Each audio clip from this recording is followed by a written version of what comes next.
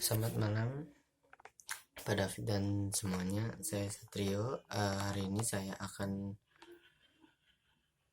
menjelaskan tentang mengenai teori kedaulatan.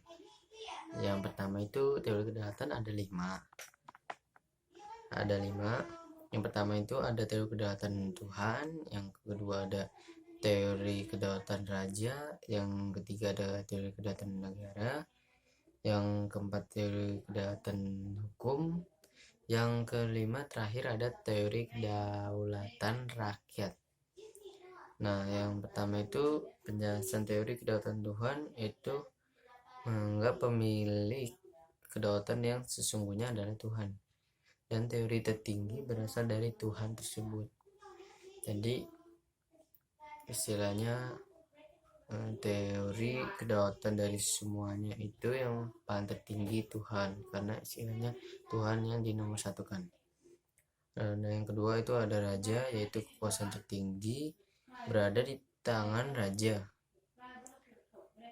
Nah, raja menganggap wakil Tuhan, menganggap sebagai wakil Tuhan atau titisan dewa yang bertugas mengurus kehidupan dunia. Contoh negara Prancis dan Jerman. Dan pencetusnya itu adalah Jean Bodin dan Georg Wilhelm. Nah, yang ketiga, teori negara mempunyai kekuasaan yang tidak terbatas.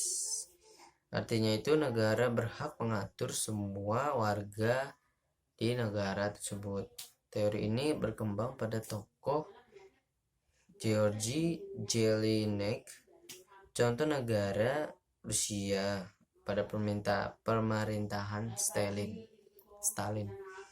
Nah, yang keempat itu ada hukum, teori kedaulatan hukum berasal dari hukum yang berlaku di suatu negara, dan hukum sendiri atau hukum tersebut kekuasaannya tertinggi atau sampai negara, pemerintah, rakyat dan lain-lain itu harus tunduk kepada hukum.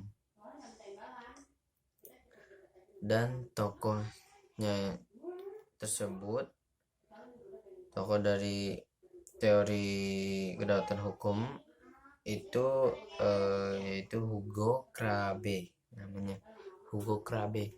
Dan yang kelima dan terakhir itu ada kedaulatan rakyat.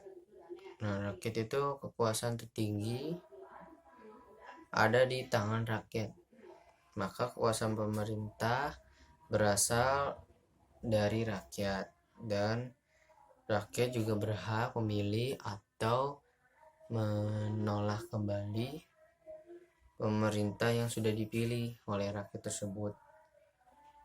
Nah, bila pemerintahnya tersebut tidak melakukan kewajibannya,